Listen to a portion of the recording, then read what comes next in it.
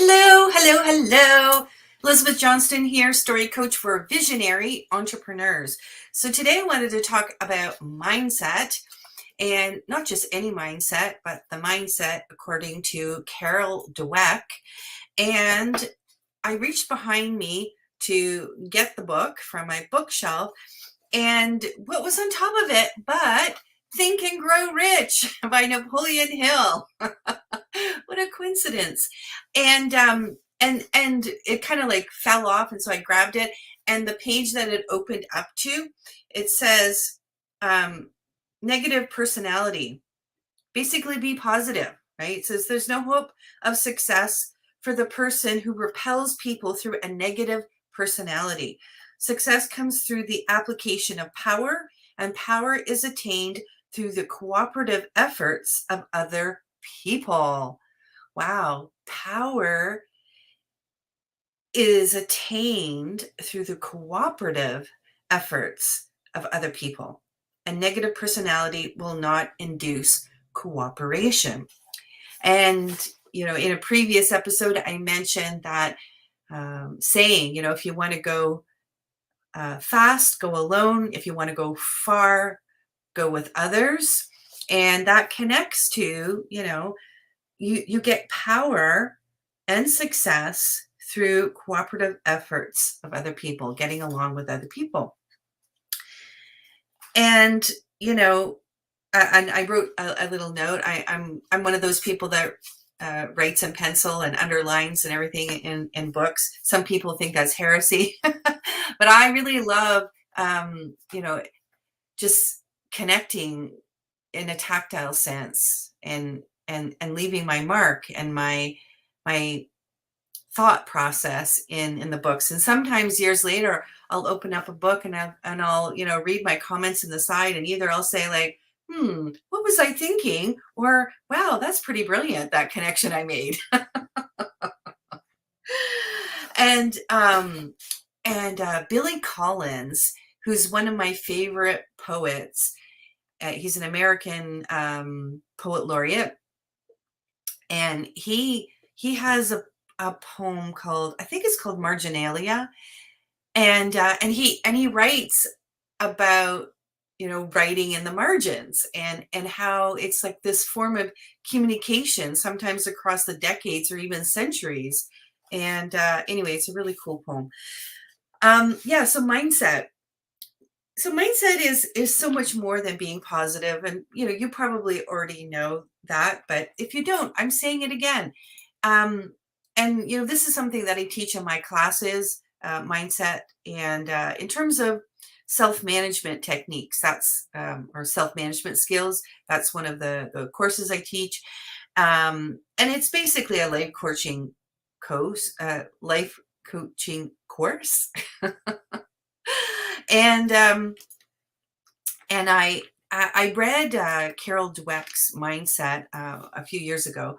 Mindset, the new psychology of success, how we can learn to fulfill our potential in parenting, business, school, relationships, whatever.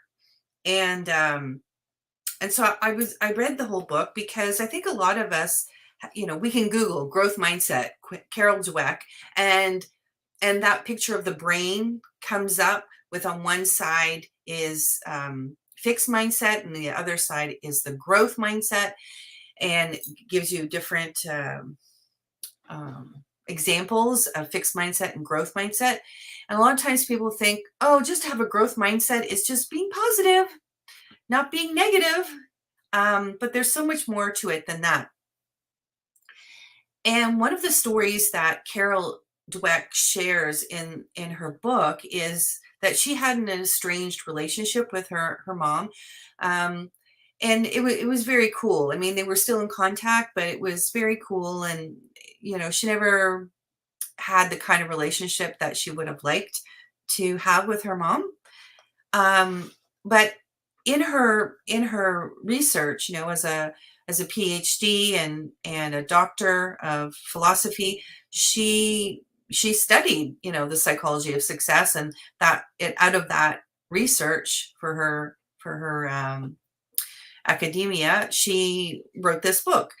And she started realizing that her mindset about, how her mother treated her growing up and what that meant about, who she was, the mother, and who she was, Carol, the daughter, that all of that influenced her behavior. And she just realized, well, what kind of daughter do I want to be? If I had my druthers, what kind of daughter would I want to be? How would I want to show up? Irrespective of how her mother is or is not, what would she want, Carol Dweck, as a daughter? Well, how would she want to show up? And how would she want to treat her mom? And it's about not treating her in reaction to what she says to her. It's figuring out what she can live with, like what feels good for her, to behave in what way that makes her feel good. And so she started changing her behavior, not because she felt necessarily that her mom deserved it or that she, forgave everything. It was all in the past.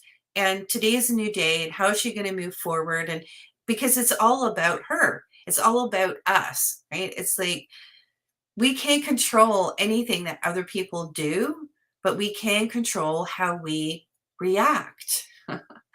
And so she just started treating her mom how she would like to treat her mom, if her mom was a likable, nice person. And she just kept doing it. And it wasn't that she was like taking all of this negativity on. It kind of like she was it was deflecting from this shield of protection of how she chose that she wanted to show up. And a miracle happened. Her mom started behaving more nicely, started treating her better. And eventually they came to have a really lovely relationship. And Carol Dweck said that it was so wonderful to be able to heal that relationship. But, whether her mom had actually changed her personality or changed how she was treating her or speaking to her, that actually didn't affect how Dweck was going to show up, because it wasn't about her mom, it was about her. And I think that's such a wonderful example of mindset, in terms of growth mindset, about what Carol Dweck is actually saying. Because I think, when we talk about it just cursorily, it kind of gets watered down. And the full power and depth and potential of growth mindset gets lost in that kind of, superficial discussion of it. So, if you haven't read that book, I highly recommend that you read it, because it is a gold mine of, how to show up in your life in a way that you can live with and makes you happy and can change the world, right? It's like the world will change one person at a time. When we change ourselves, then others will. And I think this is so important for entrepreneurs to grasp this idea, because we don't have any control over what our clients are going to buy or what they're not going to buy. We can only do our best about putting ourselves out there in the best possible mindset, and then other things will fall into place. I guess what I'm trying to say here is that it doesn't have to be difficult. And I think a lot of times on the entrepreneurial journey, we think that, oh, it's so much heavy lifting and we have to work like double the hours that we did at our 9 to 5. And, and if that's what we believe, if we believe that being an entrepreneur is like being Sisyphus and, pushing that big rock up the hill, and then only to have it roll down again the next and have to do it all over again the next day. If that's what we think being an entrepreneur is, then that's what it is. And that's a fixed mindset. That's that's, pointing fingers to the world outside and saying, oh, I can't do this because of so and so, or because of this condition, instead of thinking about, oh, wow, this is a challenge. And how is the universe presenting this to me for my benefit? And when you switch things around like that and ask yourself, how is this for my benefit? Things don't happen to me, they happen for me. And I think that makes such a difference. And in Carol Dweck's situation, she may have asked the universe, like, how is having a mother like I do a gift for me? Like, what can I learn about me and how I want to show up in the world from this circumstance? And read the book. You'll get the whole story. It's amazing. And so I just think it's so funny that also, right on top of mindset with Carol Dweck was Think and Grow Rich from Napoleon Hill. And I opened up to this page and talks about procrastination. It talks about lack of persistence. He says, most of us are good starters, but poor finishers of everything we begin. Moreover, people are prone to give up at the first signs of defeat. There is no substitute for persistence. The person who makes persistence his watchword discovers that old man failure really becomes tired and makes his departure. Failure cannot cope with persistence. And I think that for a good part of my entrepreneurial journey at the beginning, I did not stick with things. I didn't give them enough chance to play out and see if they really worked or not. And that's because I was hoping for an immediate response from clients or potential clients out there, instead of thinking about how to grow my know, like, and trust factor, how to foster community, how to foster connection. And so, several months ago, I started doing these virtual dinner parties, Oasis. I've talked about that on a previous episode of my 14-day sprint here. But, that's one of the things that I'm doing. And I'm doing it because, yes, I want to meet potential clients, of course, but I'm doing it first and foremost to be out there, to make connections, to grow my know, like, and trust factor, and to see where things take me.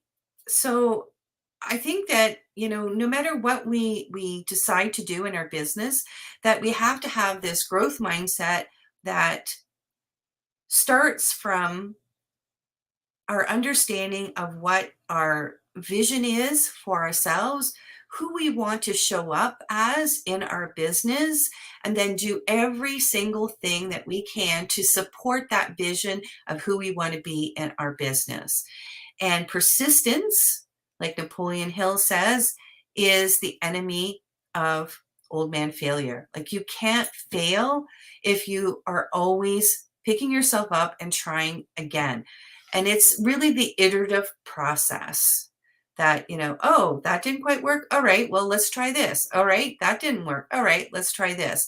And you learn from those quote unquote failures, those things that, didn't work out so well.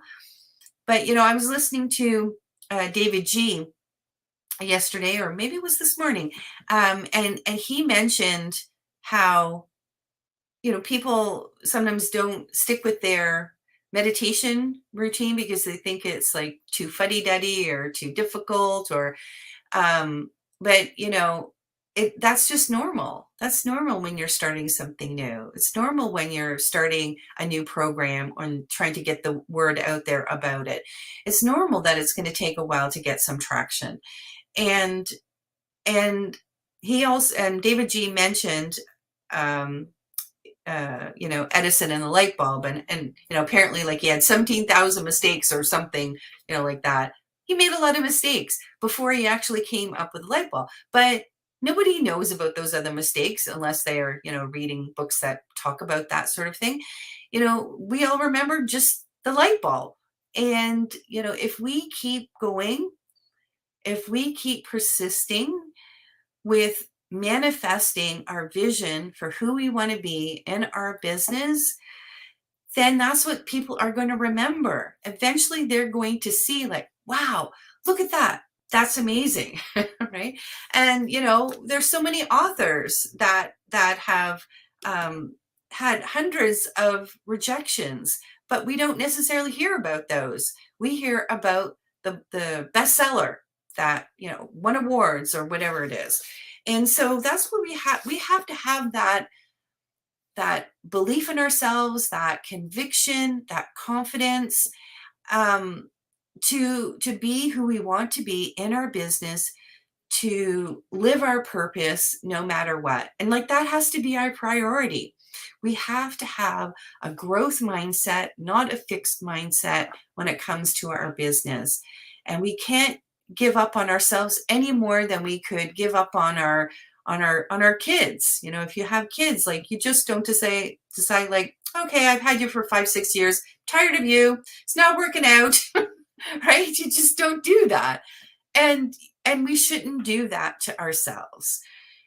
So think and grow rich, have a growth mindset, and have a great day. And I'll see you tomorrow. Take care, everyone.